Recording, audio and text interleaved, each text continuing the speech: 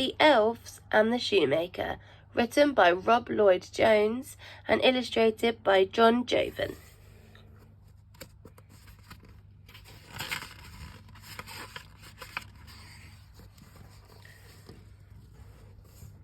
Once there was a famous shoemaker. Lords and ladies loved his beautiful boots, and even kings wore his slippers. But now the shoemaker was old. He had aches and pains from sewing and stitching. No one wanted to buy his shoes or his boots anymore. All day long his shop sat silent and empty.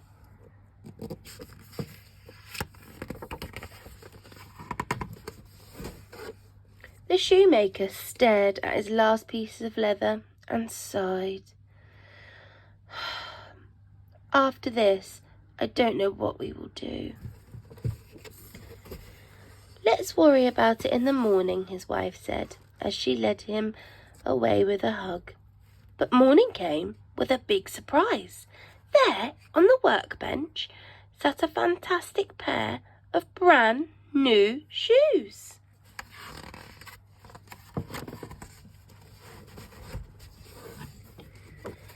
Everyone admired the shoes in the window. They were sleek and shiny and perfectly stitched. What fine footwear! The shoemaker sold them the moment he opened his shop. The next morning came with an even bigger surprise. 2 pairs of boots stood on the shoemaker's bench, and what incredible boots they were, with swirly patterns and golden toes. Wow! The shoemaker sold them in seconds. "Oh my," said a customer. "Never have I seen such elegant boots." "Heavens," gasped another. "Just look at those laces and handsome high heels." The strange shoe magic continued for weeks. Every morning when the shoemaker woke, there on his workbench were more fabulous shoes. Each day they were finer than the last. Wow. They had shiny buckles, twirly ribbons, and pretty bow ties in leather and lace. Word spread, the shoemaker is back to his best. People come from far and wide to buy his splendid shoes.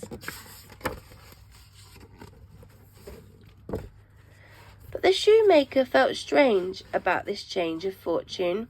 He knew that the shoes were not really his shoes at all. "Let's hide in the workshop tonight," he said to his wife. "We'll see who is making all these wonderful new shoes." That night, the shoe shop door opened with a quiet creak. 2 shadows flitted through the silvery moonlight, and soft feet padded across the floor.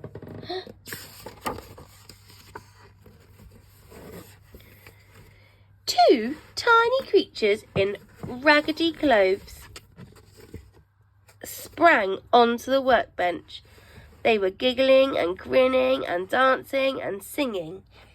"Elves," thought the shoemaker. Smiling and singing, the elves set to work, hammering heels, stitching leathers, and making fluffy pom-poms. By the first light of morning, the latest pair of shoes was finished, and the cheery little elf scampered away.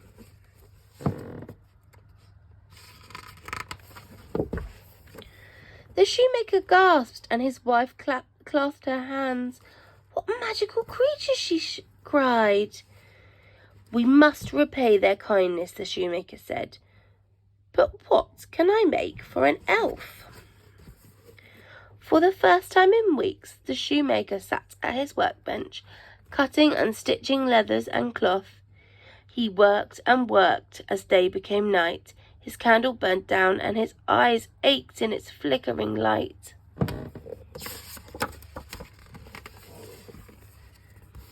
Finally, he was finished.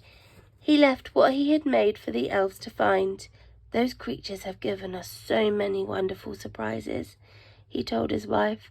"Tonight they'll have a surprise of their own. The elves squealed with joy when they saw the shoemaker's gifts.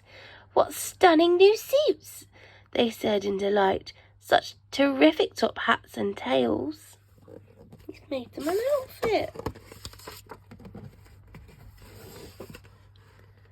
The elves danced all around the workbench, gleefully singing about their magnificent suits. "What happy little elves are we! No longer workmen shall we be. We look so fine in our new suits, no longer shall we stitch new boots." The shoemaker and his wife watched the happy elves skip off into the night. Thanks to the kind little creatures, they could live comfortably for the rest of their lives. The shoemaker never made another pair of shoes, but whenever he thought of the elves he smiled. He hoped they were still singing and dancing somewhere in their fine hand-stitched suits.